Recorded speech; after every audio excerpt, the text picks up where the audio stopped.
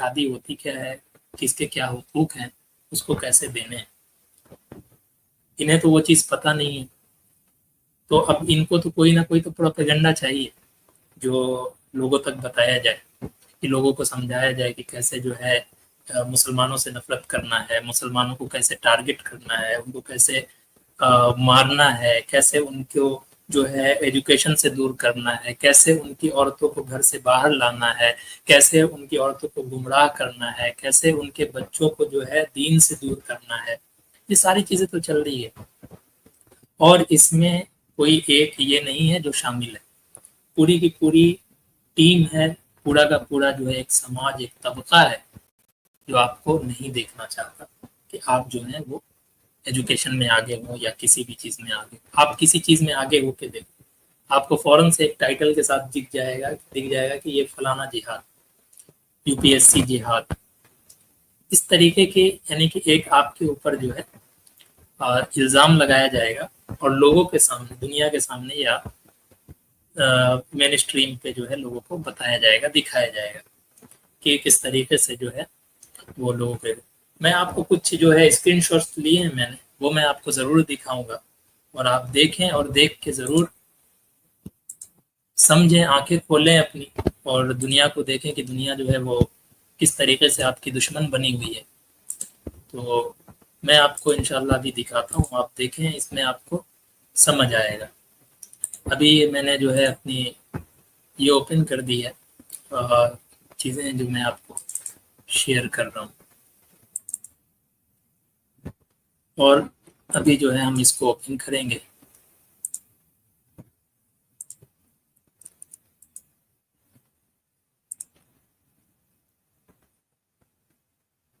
हम देखें यहाँ पे पूरी तरह से इस्लाम वहाँ क्यों नहीं जाते। शंकर आचार्य ने उड़ा दिए मुस्लिम के होश, मुस्लिमों के होश हमारे यहाँ से चले जाएं। देखें, ये एक मीडिया है, स्ट्रीम मीडिया है, और ये मुसलमानों के लिए किस तरह के थंबनेल का इस्तेमाल कर रहा है। आप देख सकते हैं किस तरीके से थंबनेल का इस्तेमाल किया जा रहा है। यहाँ देखें, नाखून खींचे मारी 35 गोलियां, बहराइच हिंसा में हुए ऐसे खुलासे, कट्टरपंथियों पर टूट पड़ी फोर्स, जबकि वहीं की पुलिस, वहीं के लोग, वहां की जो प्रशासन थी, उसने साफ साफ लफ्जों में जो है उसने कहा कि इस तरह के कोई वाकयात नहीं हुए थे, ये जो है प्रोपेगेंडा फैलाया गया मुसलमानों का घर जलाने के लिए। अच्छा, क्या हुआ वहां पे बहराइच में? 20 घर, 25 घर जो है वो सारे मुसलमानों के जलाए गए। और क्या यहाँ पे बताया जा रहा है, क्यों ये बातें क्यों लिखी जा रही है, और ये मेन स्ट्रीम है। और ये जो आप यहाँ पे देख रहे हो ना, ये फुल स्टॉप, यानी कि ये जो है, यानी कि ये बात जो है 100% सच है, यानी कि इस तरीके से पेश किया गया। अगर यहाँ पे ये होती ना तो इस जगह पे क्वेश्चन मार्क होता, लेकिन इन्होंने इसको स्टेटमेंट, एज ए स्टेटमेंट दिया। अब आप बताएं कि इस तरीके से मुसलमानों को जो है वो कैसे दिलों में नफरत जो भरी जाती है ना, वो नफरत का पैमाना शुरू होता है, वो इधर ही से शुरू होता है। मुस्लिम मोहल्ले में योगी का अजीब बयान, सब हैरान। भाई क्या बयान है? तो भाई उनको नहीं रहने देंगे, उनको हटा देंगे, फलाना कर देंगे, ढिमकाना कर देंगे, ये बहुत जो है अजीब बयान है। सब हैरान हो गए हैं कि भाई क्या बोल रहे। योगी की नई चेतावनी का मतलब समझिए। योगी का पैगाम, मुस्लिम भाई काशी और मथुरा छोड़ दें। अब ये ऐसे रिएक्ट कर रहे हैं जैसे काशी और मथुरा जो है वो इंडिया का हिस्सा नहीं है, वो इन्होंने अपने, वो कहते हैं ना कि वो प्रॉपर्टी में लिखवा के लाई हुई चीजें हैं कि भाई ये अब हमारा है तो तुम यहाँ से चले जाओ। ये धमकी है ना, ये खुलेआम धमकी है, यही तो इस्लामोफोबिया है। अब ये बताएं कि एक chief minister, according to media, अगर हम ये चीज देख रहे हैं तो मीडिया के अकॉर्डिंग तो एज अ चीफ मिनिस्टर एक बात ये बोल रहा है, और किसे बोल रहा है? मुसलमान को बोल रहा है। साफ साफ लिखा हुआ है इसमें, तो मैं कुछ यानी कि कह नहीं सकता हूँ। किसी को यकीन नहीं है तो वो इन सब मेन स्ट्रीम मीडिया को जाके देख सकता है, और उन्हें सारी चीजें दिख जाएगी कि क्या जो है, यानी कि। और ये बहुत पुराना नहीं है, ये मैंने आज स्क्रीनशॉट ली है, तो ये 1 मंथ पुराना बयान है। तो इस तरीके से मुसलमानों के लिए नफरत वाली बयान जो है वो दी जाती है। आगे देखिए, महाराष्ट्र में वोट जिहाद बड़े पैमाने पर हो रहा है। मुस्लिम वोट है और 1 लाख।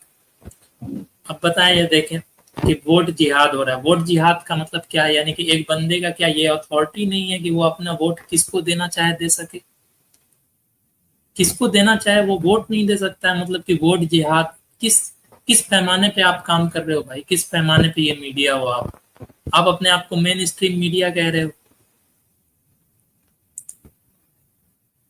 सुने, इजराइल को भगवान शक्ति दे टेररिज्म को कंप्लीट खत्म करने के लिए विश्व में कोई। अब बताएं, इनको इजराइल से क्या लेना देना है? लेकिन देखें, बस भौंकना है किसी तरह भी, इस्लाम मुसलमान के अगेंस्ट बोलना है, भौंक देना है। और इससे जो है इनकी पब्लिक खुश कि हाँ भाई बहुत अच्छा ये कर रहे हैं। आगे देखिए, 30 सेकंड का बयान सुनकर घबराए मुस्लिम बचा बवाल।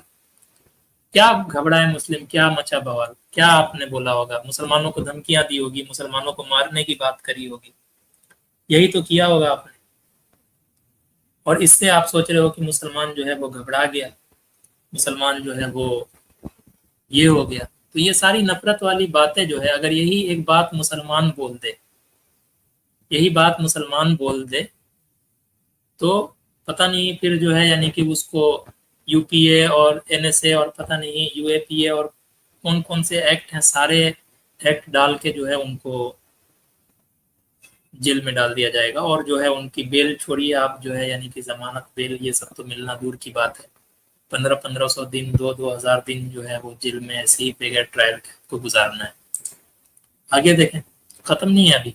चुनाव के बाद इरफान और आलमगीर को गंगा में फेंकूंगा। क्यों भाई? अब कौन गंगा में फेंकोगे? क्यों फेंकोगे इरफान और आलमगीर को? मुसलमान है इसलिए? ये देखिए, ये मेन स्ट्रीम मीडिया है। यानी कि मैं, ऐसा नहीं है कि मैं कोई आम आदमी की बात कर रहा हूँ, ये मेन स्ट्रीम मीडिया है। और ये एक चीफ मिनिस्टर है असम के, और इनके बयान देखें आप। ये चीफ मिनिस्टर हैं असम के, और इनका बयान आप देखिए कि चुनाव के बाद इरफान और आलमगीर को गंगा में फेंकूंगा। आगे देखें, यहाँ पे देखें, फैंटम के हथियारों को सेना ने 72 उड़ों के पास भेजा। 72 उड़ क्या है? इस चीज पे कभी कोई मीडिया, इसको पता है, ये जी न्यूज को पता है कि 72 उड़ क्या है? लिखने के लिए लिख दिया इसने। जब यही चीज हजार अप्सरा की बात करने लग जाए आदमी, यहाँ पे जो है भगवानों का बात करने लग जाए आदमी, तो फिर तो बुरा लग जाएगा, दिल को ठेस पहुंच जाएगा, अरेस्ट करने लग जाएंगे, पुलिस भेज देंगे, दंगा करना शुरू कर देंगे।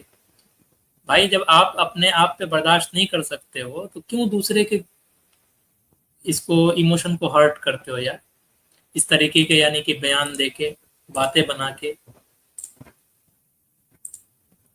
तो जब हम इस तरीके का जब बयान देखते हैं, लोगों की बात देखते हैं, तो हमें बहुत ये लगता है। खैर, हमारे साथ एक भाई जुड़े हैं, उनको वेलकम करते हैं, और फिर जो है यानी कि हम बात को आगे बढ़ाते हैं। अस्सलाम वालेकुम वरहमतुल्लाहि वबरकातुहू। वालेकुम अस्सलाम वरहमतुल्लाहि वबरकातुहू। जी आदिल साहब, खैरियत से?